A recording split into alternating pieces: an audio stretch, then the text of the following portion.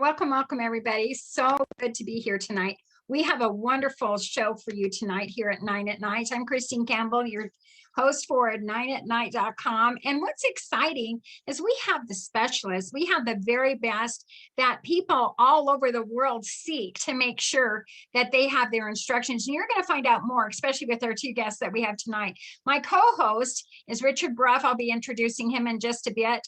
But let me explain. Tonight's topic is it's all about the business. And there are all types of business. There's traditional business and there's other types. Many people start out to have a backup plan, so they have 2 or 3 ways to diverse their portfolio with income. But I'll tell you, it's good to be safe and prepared nowadays. And that's why we're here to help you and to do it right. We want everybody to be safe and protected when it comes to their finances. I think you'll agree with me, right? So right now you can go to 9atnight.com and you can click on Zoom Live every night at 9 p.m. Eastern Standard Time. If you're on the Mountain Standard Time, it's 7 p.m. Mountain Standard Time, but you can click the live Zoom and catch it live. And what's really good about having it live is that you can ask questions and we'll answer it directly to you. So it gives you that personal touch. And then of course, we'll have these recorded afterwards. And we're on every weekday night, Monday through Friday, with a wonderful different topic every night. But tonight it's all about the business. So right now we're going to introduce the show and get into it. Thank you so much for being here.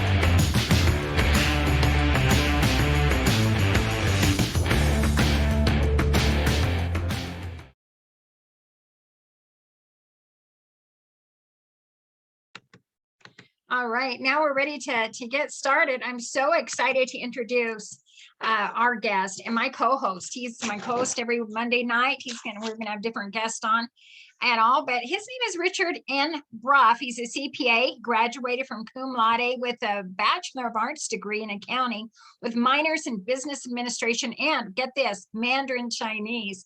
He has spent over 35 years helping small and home-based business owners increase their profits while helping them save on taxes. I mean, that's your best friend right there. Most of those years also spent as a financial auditor, which provides Richard with a thorough understanding of how the auditor thinks.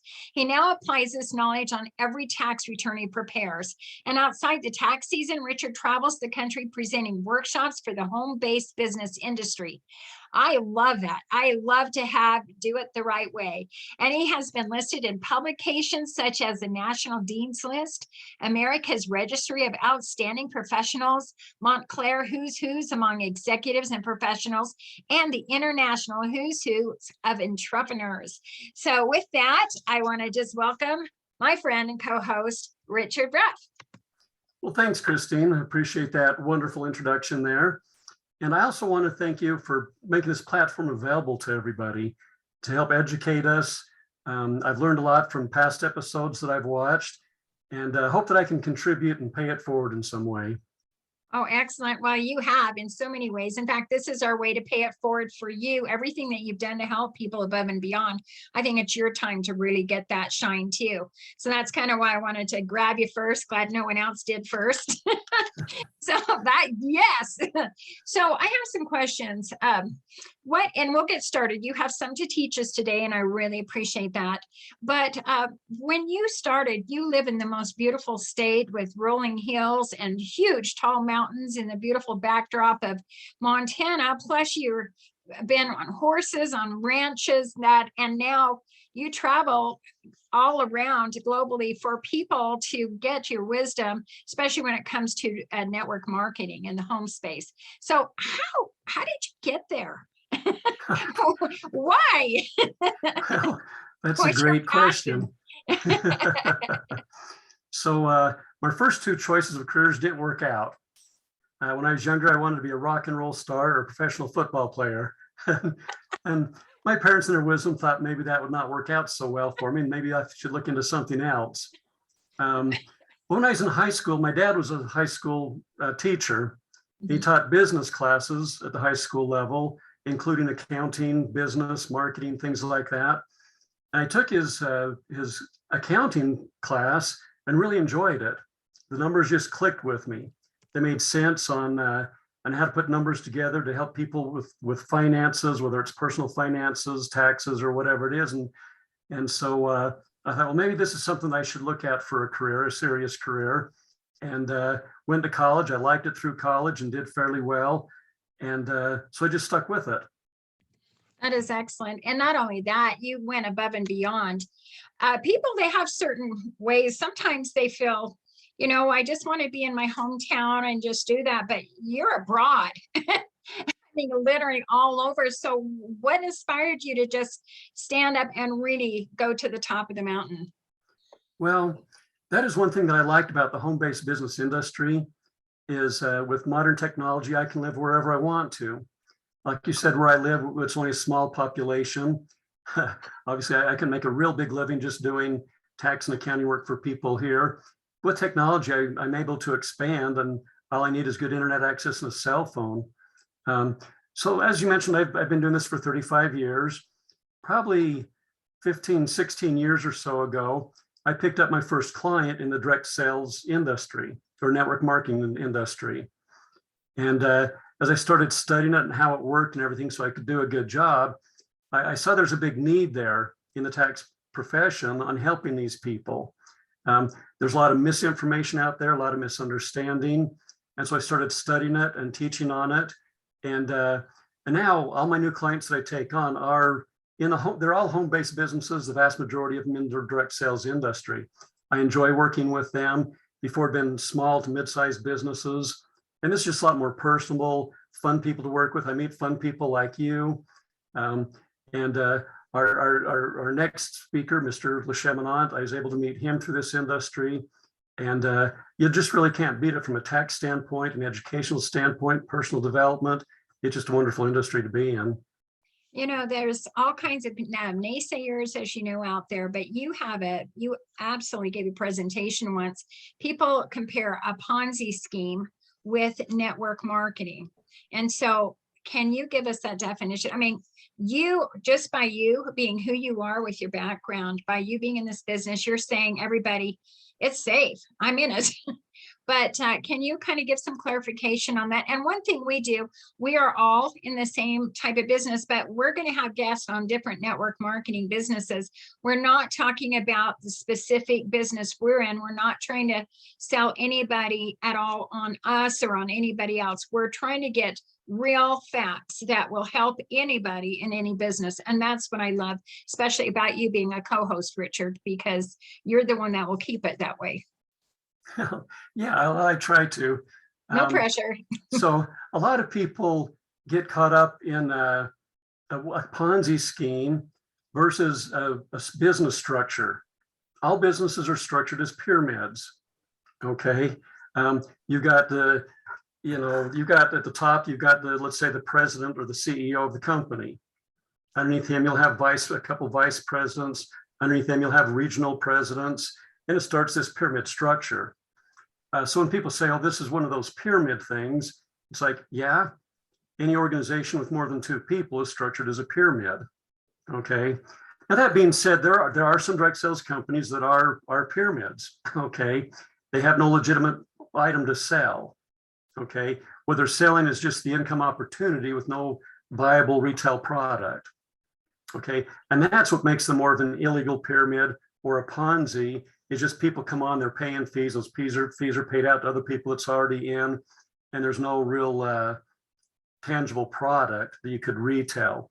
So there are a few direct sales companies that are that way. The vast majority of them are just traditional businesses that you can run out of your home. Indirect sales, let's take Walmart. I'm not saying anything bad about Walmart, great company, okay, great products, but that Walmart greeter is never going to make more than a department manager. Department manager is never going to make more than a regional manager, and so forth. Indirect sales, the new guy that comes in today, if he's got a good work ethic and a good personality and is outgoing, he can rocket above people that's been in direct sales for years. The bottom guy can make it up to the top. So I think it's actually a better structure personally. That is absolutely the best. Well, I'm going to turn it over to you because you have a bunch to teach us. So thank you so much. Okay, let me start my screen share here.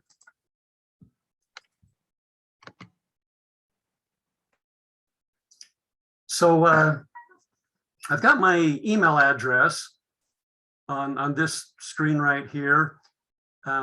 With taxes, there's such a vast array of deductions and questions that people have. And so I'm putting my email address out there just right up front. If you have any questions about your specific situation, feel free to email me. Now, this time of year, please be patient with me. I'm on the phone quite a bit with clients and working quite a bit, but I will get back to you as soon as I can and see if I can help you out. Now, first, I'd like to congratulate everybody for their business, for their starting a home-based business, or at least considering it. Now, people watching this, they may not be in a home-based business yet, but it's a pretty smart choice, I believe. Lots of it because of the opportunities of growth, of income growth, but also as tax deductions. Some things you might be spending money on right now that can be tax deductible. But let me give you a little bit of a qualifying statement, if you will. So you just understand what this presentation is or is not. Okay.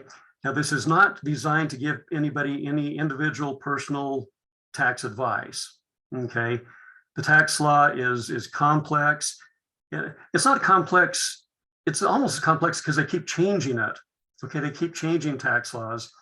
And even worse than that, the IRS changes how they interpret the tax laws. It's kind of an ongoing thing.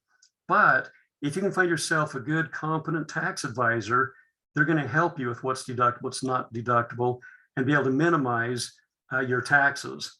So a lot of people ask then, well, then what are we talking about if this isn't tax advice? Well, I can give you some good theory to consider tonight. Okay. I'm not going to go into a lot of tax deductible things. Maybe that's a different subject for a different night. Okay. I do a half-day presentation on this. But I think if you can get some theory of taxes and the background, that might help you out a lot. So what we are talking about is a lot of people don't realize this, but when you have a home-based business, over 1/3 of your profits go out in taxes. Okay. Now, a lot of people say, I'm not in that high of a tax bracket. No, that's the lowest tax bracket. Okay. Let's say you're in a 10 or 12% tax bracket for federal purposes. We're also going to pay, 4% or more for state income taxes. And when your business shows a profit, you're also going to pay what's called self-employment tax, which is Social Security and Medicare. You add all those taxes together, and a good 1/3 of your profits are going into taxes. So it might be a good idea to have a little bit of an understanding or background on it. The first thing I just want to touch base quickly on is when you go into business, you need to decide what type of entity you're going to be.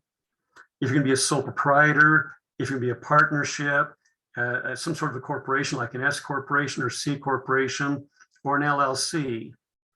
I want to talk just a minute about LLCs because they're the most misunderstood, most confusing. You know, there is no tax laws for LLCs. Okay, that's between you and your state. As far as the IRS is concerned, if you're a single member LLC, you're taxed as a sole proprietor. If you're a multi-member LLC or more than one owner, you're gonna be taxed as a partnership. Or you can send a form into the IRS that tells the IRS, I want to be taxed as an S corporation or a C corporation. In the direct sales, the most common are going to be taxed as a proprietorship. And as you mature and evolve in your business, you might want to be taxed as an S corporation. Now, I do recommend that people do form an LLC. That puts you in the right mind frame. I'm a real business. I'm an LLC here, so mentally it's good. Plus, with an LLC, you can get a federal ID number. So you don't have to give your social security number to people that's going to be paying you to the business that you're selling for. Okay, so you might be an LLC, but your tax is proprietorship or an S corporation. So the rules I'm going to talk about as we're going on through this show and stuff in future episodes, I'm going to be talking most about proprietorship, or LLCs being taxed as a proprietorship, because that is the most common. Now, a lot of people, they want a laundry list. What can I deduct? Okay, and I don't really give out laundry lists because there's hundreds of them, hundreds of possible deductions. A lot of them will not apply to you. Okay, some might not. It depends on your individual circumstances. So I prefer to get to know somebody more one-on-one, see what their situation is, married or single with children, an office in their home, and then from there, then kind of custom, okay, here's what you can deduct, okay? But here's the thing to keep in mind. Let's talk about the theory of it a little bit. So the IRS says expenses are deductible if they're ordinary and necessary. So ordinary means just, these are common expenses, okay? It's common for a business to have a telephone. It's common for a business to use a vehicle, things like that, a computer. So that's ordinary. Now, necessary doesn't really mean that it has to be vital to your business and you have to have it. So I replace that with helpful. Okay, so when you spend money, and if it's helpful to your business, it's probably at least partially deductible. Now, I apologize for saying probably and partially, but that's the way tax law is. There's always the exceptions to the rule. But generally, if it's helpful in your business, you can deduct at least part of it. And so as I spend money, every time I spend any money, I think to myself, is this going to be helpful to my business? If so, then I can probably deduct at least part of it. The main thing that people really need to worry about or work on is, well, let me say three things, okay? Three key things. One is that competent tax professional that can walk you through and guide you through all of this. And the second thing is bookkeeping, that I'm going to talk about right now for a little while. Because it does not matter if you know what's deductible if it doesn't get on your tax return. And it's not getting on your tax return unless there's some sort of a bookkeeping system to track all these things. I have clients, over the years, they've given me the proverbial shoebox full of receipts. And I would go through that and try to add things up and summarize things, knowing that all the receipts are not in there. They're missing out on deductions. Or they'll, spreadsheets, that they'll take the receipts and put on spreadsheets. But I'll guarantee you, as my experience as an auditor for 35 years, you're going to be missing some stuff. That's what I do as an auditor, is I go through people's books and make sure that they're correct, and they always miss things in the audit. The auditors, I have a competition sometimes with some of my audit clients because they know I'm going to be there. They are audited every year, and they know what time of year I'm going to be there. We have a date. It's going to be the first week of February every year. I just got back from Missoula, Montana a week ago, auditing a utility company, and they know that we're going to be there. As I go through and test their expenses and stuff, I always find things that they missed. And that's the way my experience has been with taxes as well. They're missing deductions. You've got to have a good bookkeeping system. Now, related to that, you've got to have proper documentation. And this is where my experience as an auditor comes in. As an auditor, I don't believe a word you tell me. Okay, I'm not calling you a liar. I don't disbelieve you. My job is not to believe or disbelieve. My job is to verify. And tax auditors are the same way. Their job is to verify. You've got to have documentation. Just because your credit card statement says you bought something at Staples does not necessarily tell the auditor that it was for business. It could have been computer games for the children, or maybe it was office supplies for your business. You've got to have the proper documentation. And one little tidbit I want to put in there, as I mentioned, that a lot of people have misunderstanding. They'll say, I've got my credit card receipts or my debit card receipts showing that I spent my money at Staples. And that's exactly what it shows. It shows you spent money at Staples. It doesn't show what you bought. You need the receipt as well. And now the opposite is true. You need more than that receipt. You also need your credit card statement or your bank statement to show that that's your receipt. You just didn't find it in the parking lot. Okay, so documentation is probably the one that people struggle with the most, just because they don't understand what proper documentation is. And so going back to the number one thing that everybody needs, a good tax professional, go back to them. They can guide you on what good documentation is. So the three main things that you need is a good tax professional to help you, a good bookkeeping system, and good documentation. Those three things. And the bookkeeping and documentation side of it is easy nowadays.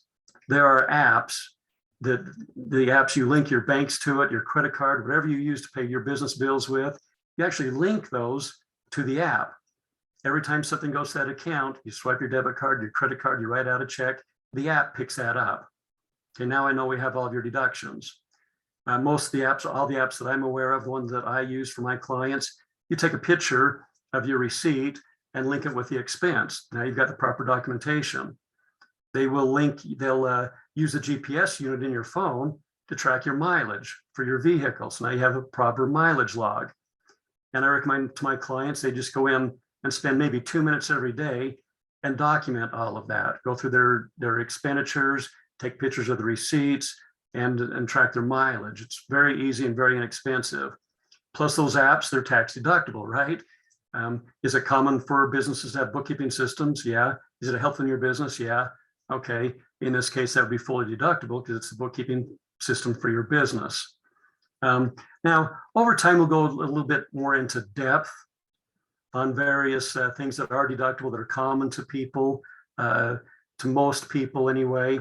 And so, but tonight, Christine, I just wanted to kind of go over some of the theory of taxes between if you use it in your business, it's probably at least partially deductible. I think that's excellent. Absolutely excellent. Thank you.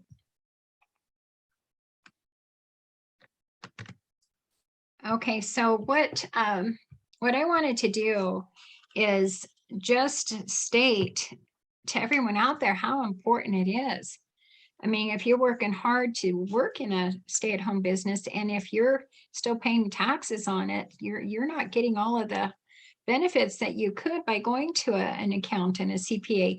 I thought they were, and I don't want to say it wrong, I thought they were expensive, but I saved so much money from having to pay because of the deduction. So I'm like, yes, please, if you have a minute with me, spare me a minute, type attitude. But I love the basics. It's good to get back to the basics with that. And what's also interesting enough, Richard, is that there is so much to, once someone is really growing in their wealth with the network marketing business, then there's a lot of investments that you can, as a CPA, encourage others to do as well. Is that correct? Yes, I do have the advantage where I have hundreds of direct sales clients. So my thing is, I want to help people more than just save taxes. I want them to be successful in their business. So I call it maximizing profits while minimizing taxes. But I see what other clients are doing as they get more successful and get some pretty good cash flow coming in. And I see what they're doing with their investments and what they're doing. So although, disclaimer, I'm not a financial professional. There's a difference between CPAs and financial planners and stuff, but I can share with people what I'm doing, what my other clients are doing along those lines.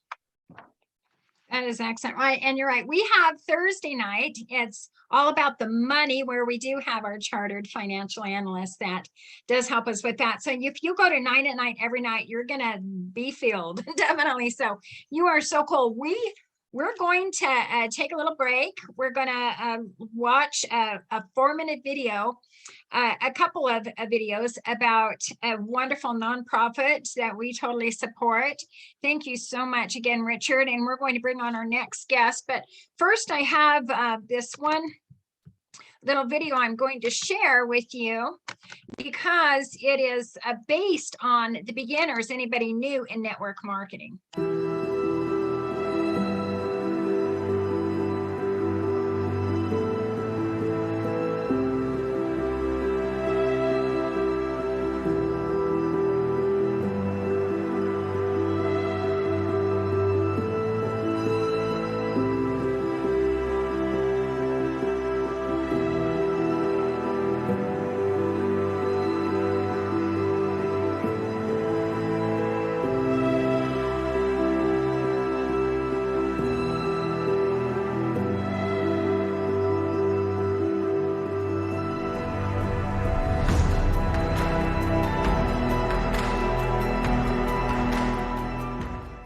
I wanted to throw that in this book that I wrote, and we'll talk a little bit more about it at the end of this. But this is where you can go to click the link if you don't want to research it on Amazon. But it's just ChristineCampbell.world, and it is my entire heart on that book. As a new person with network marketing and home-based business, I made every mistake in the world. And it is something to where, with that in mind, we definitely want you to be very successful. There are so many guidelines and tips with that. That is absolutely, I think it's crucial that you get these guidelines if you don't have anyone to reach out to you and help you out. So next is our beautiful nonprofit, and this is almost 4 minutes, but it's worth watching.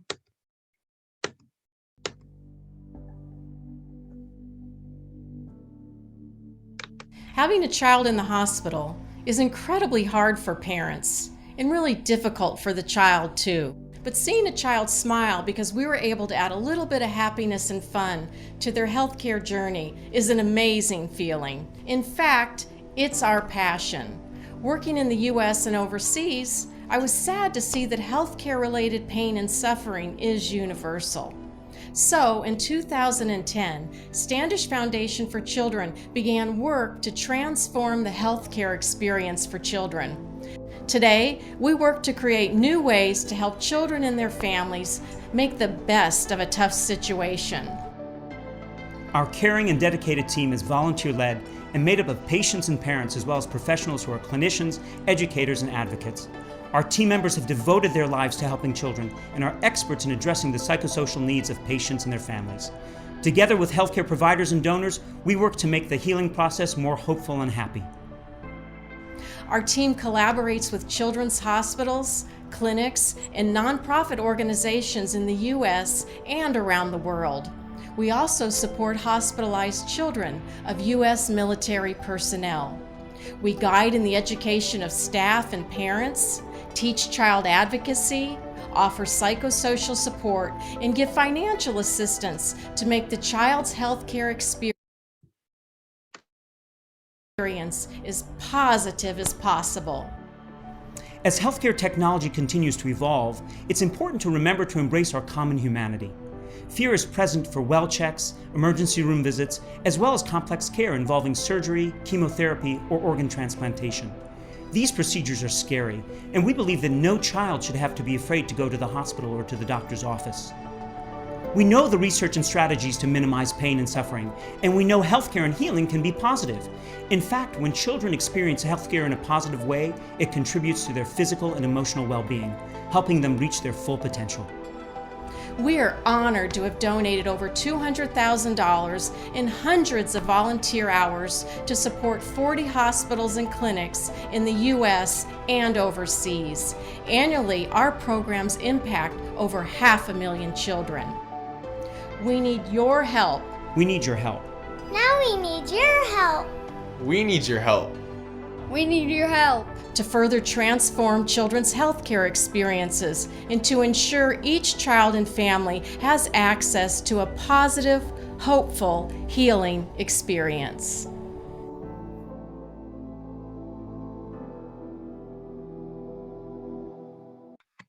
All right. So wonderful foundation, and it's standishfoundation.org.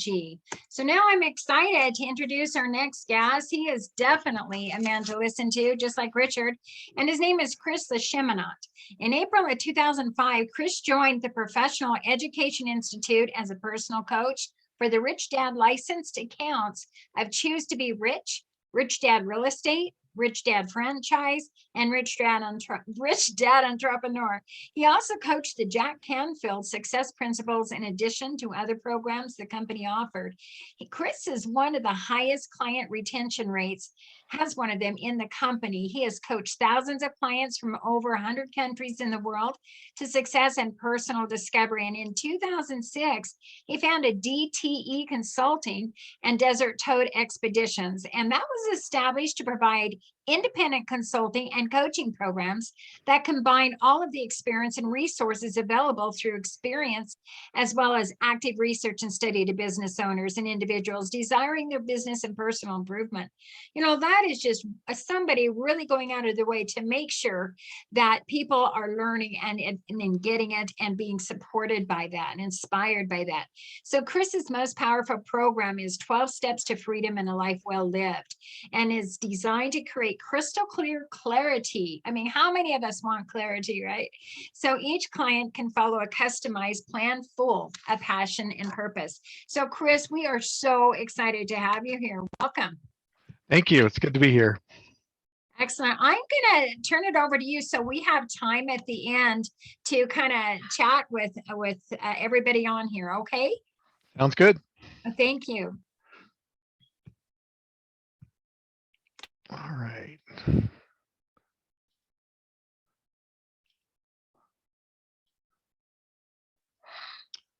I like to call this little short presentation a journey to freedom because that's exactly what it was for me.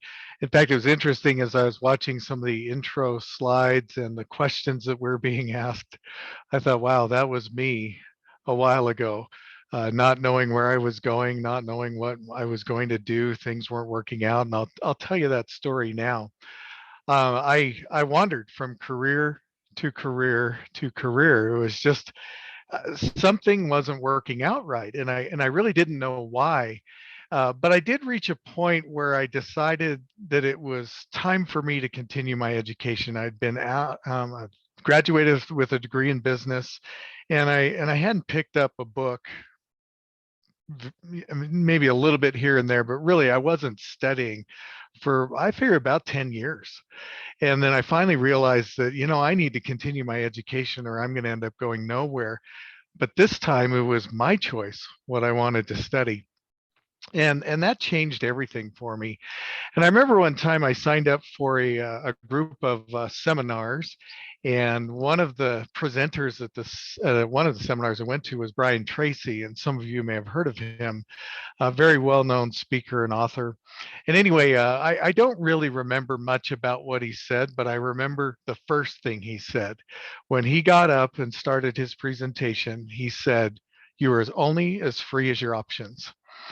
And that really stuck with me. I remember I wrote it down. I thought, I got to remember this. You're only as free as your options. And the more I thought about it, the more frustrated I got that I really didn't see myself having a lot of options. I believe the reason why is because we receive in our traditional school system still to this day an industrial age education. We're trained to be employees. We're trained for, in the rich dad world, we would call the Quadrant, and I'll tell you more about that in a moment. Recently, I was going back through a book I was studying called Tribal Leadership, and I love the definition that they give me or give us for the problems with the school system with this industrial age approach to it. In the industrial age, children's welfare and child labor practices became the issue of the age. The solution was to train a new generation of workers by teaching them inside a system that looked a lot like a factory. In school, the bell rings, go to class. Bell rings, recess. Bell rings, go back to class. Bell rings, eat lunch. Bell rings, go home.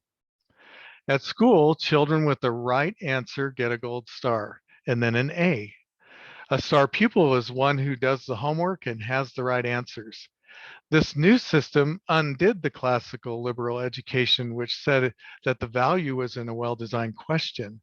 And this shift in focus made the worker exploitable, often consigning him to in the in the tribal leadership vernacular, a my life sucks career. And we can do a whole lot better than that. And I remember I was just trying to find my way in the world. And as I was reading more and more books, I came across Rich Dad, Poor Dad. Read Rich Dad, Poor Dad, didn't think a whole lot of it the first time around, but about a week later, it was just weighing on my mind. And I thought to myself, I've got to read that one again. There's more to that than just a nice story. Read it again, and then it started to click. Then eventually read the second book in the series called The Cash Flow Quadrant. And this changed everything. When we talk about paradigm shifts, we see the world in a different way. For me, being able to understand the cash flow quadrant made all the difference in the world to me. It allowed me the opportunity now to look at other options, because the only option I understood was the employee option, what I was taught in school. But there are three more options. There's what we call the S quadrant, and this is the self-employed individual. Then there's the B quadrant, business owner, and then there's the I quadrant, the investor quadrant.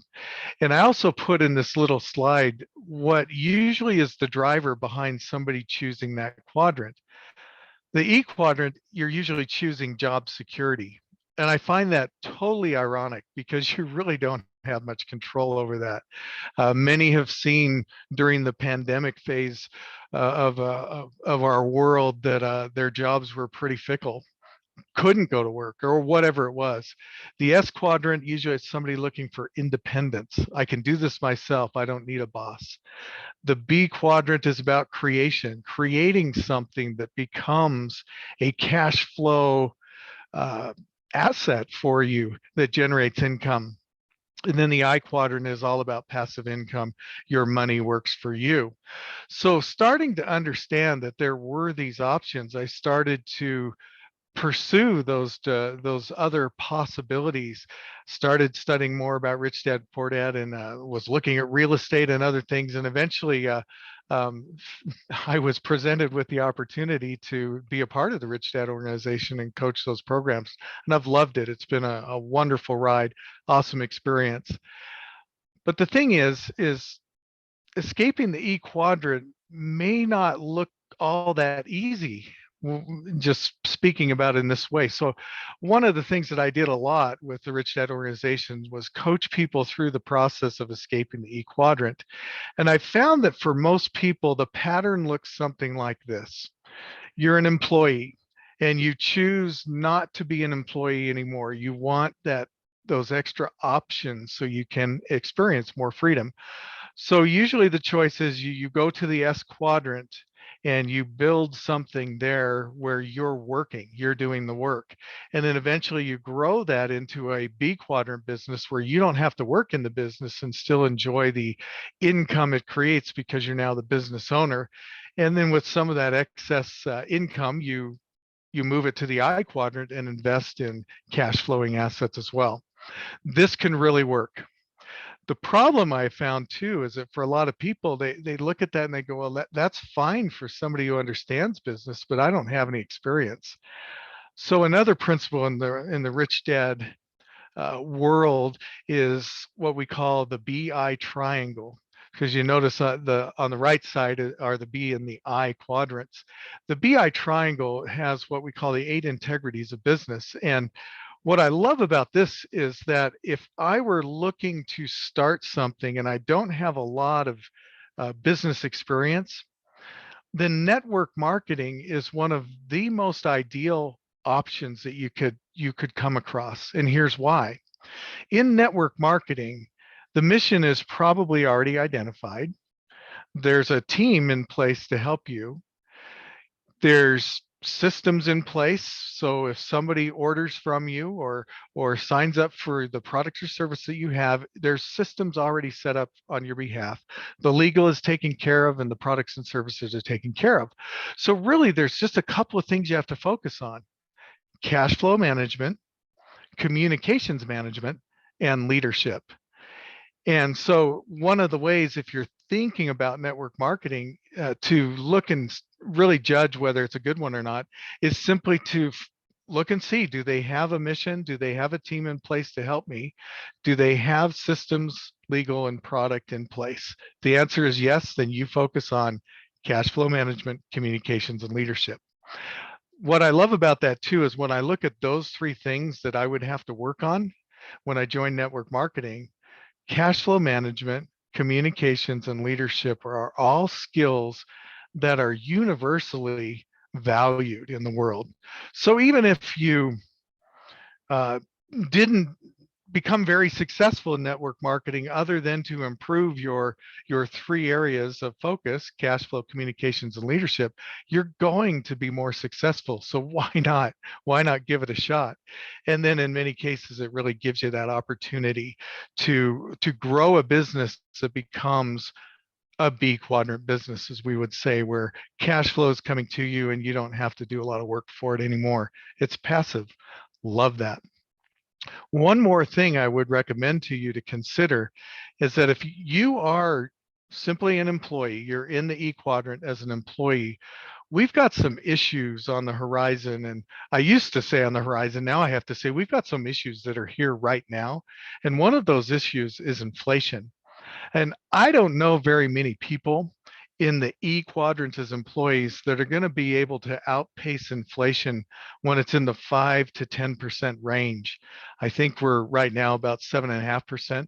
But if you look at the different parts that measure inflation, the things we use every day are at much higher rates than the 7-8% we're measuring now, because that's the entire basket of goods. So we've got a problem there all on its own, that if you're in the E quadrant, you're not going to keep up with this inflation that we're seeing now that's probably going to be with us for a while. So if you're in the S quadrant, you can just work a little harder to build your network marketing business. There's the possibility that the prices of the products or services you sell will go up anyway, and your commissions will be a little bit better. There's a lot more control over this possibility of inflation being a real challenge. So I think that one alone should be a motivator to think about other options besides just the E quadrant. So what can you do now? We got all these issues of inflation, and if you understood the banking system, you'd be pretty disappointed in what that really means. Probably in one of the Thursday presentations, there'll be some talk about the financial system and how it's really stacked against you. But I would recommend that one of the things you do first is what I did first: get educated.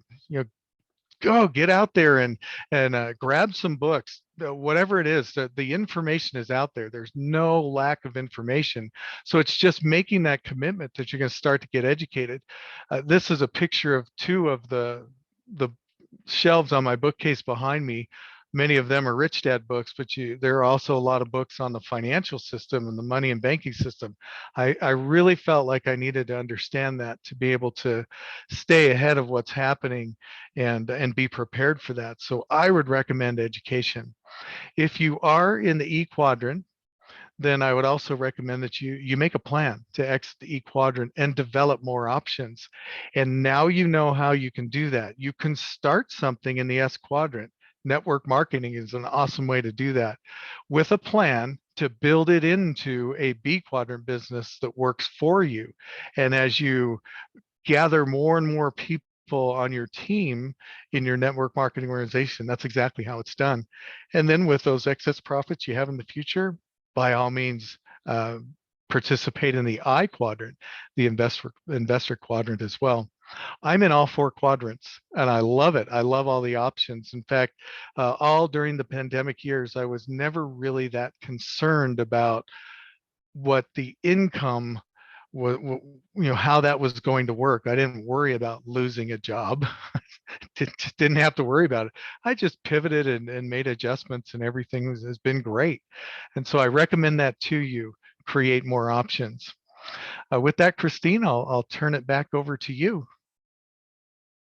That's excellent. You are just incredible to get us that information and those options. If, the Yeah. most important part is that we are, with everything I've learned, as I mentioned, I've never been in network marketing before until I started a couple of years ago.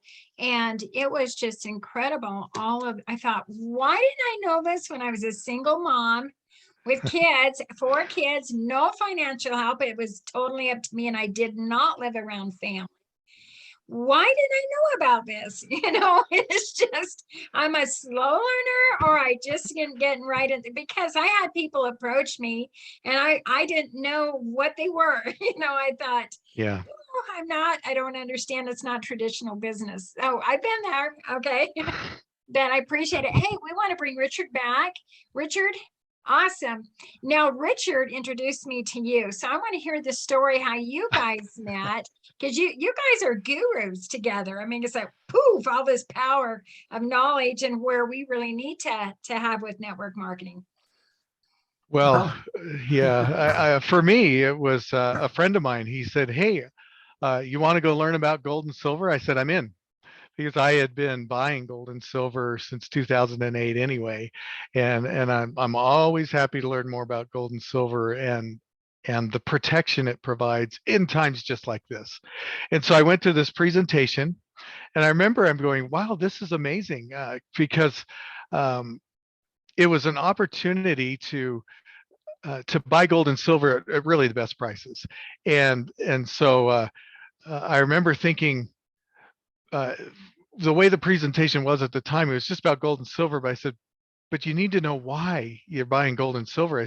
So I told my friend, I said, I'd be happy to explain to people that you're presenting this to tell them why it's so important to have gold and silver because of the monetary system. He said, okay. And then I think one of those very first presentations, Richard showed up and we've been hanging out ever since.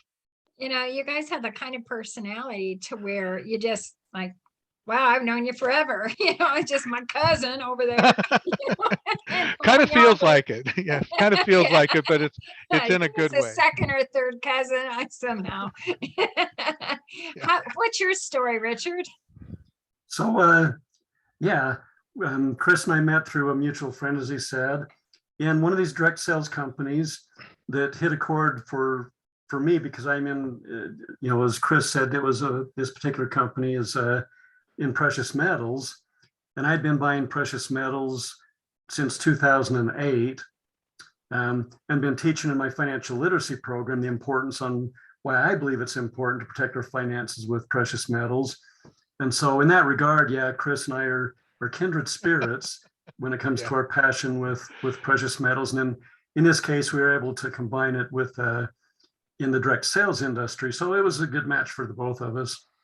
That is excellent. I've been in circles for education with other types of network marketing professionals in different companies. And, they're all the same. Everybody, when you're on your own in your business for yourself, you really want to have something above and beyond. You're a person totally in a different world. And to find so many people just like you're not such in a square box compared to your family members that think you're crazy. I love it. And I'm talking hundreds, everybody, thousands that are in this space because they saw that benefit in there. So I just want to say thanks, Chris, LeCheminant, and Richard Brough. I'm so excited. I can't wait for being on the show. And Richard, I'm excited to what we're going to do next Monday night and who you're going to bring on. And Chris, you'll be back you're our very special guest. So, well, thank you. Thank you. Take that positively. I'm feeling good. And so we really appreciate it. Do you have any last things you want to say or comment on before we close this out? One thing I think is interesting to consider is when we talk about that cash flow quadrant, we just talked about taxes at the beginning, right? If you were to look at which quadrant is the highest tax quadrant, it's the E quadrant. you don't even get to see it because it's taken before you even get your paycheck.